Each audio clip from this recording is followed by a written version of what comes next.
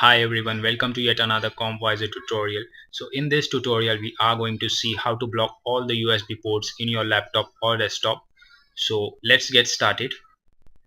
First you need to go to start, type in run, then type in regedit, that is regedit, press on OK.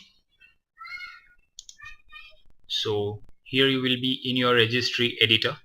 In your registry editor you need to go to HKey local machine, then to system and current control set, and then on services.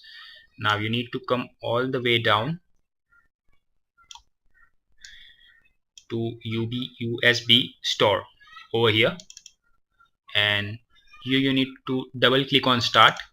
You just need to change this 3 to 4 and click on OK, and all the USB ports in your laptop or desktop will be blocked. You can again change it to 3 if you want to activate those USB ports once again, and then click on OK. So this is how it works. I hope you found the video useful. Do subscribe to our channel for more computer related videos, tricks, tips. See you till the next video. Till then, good luck.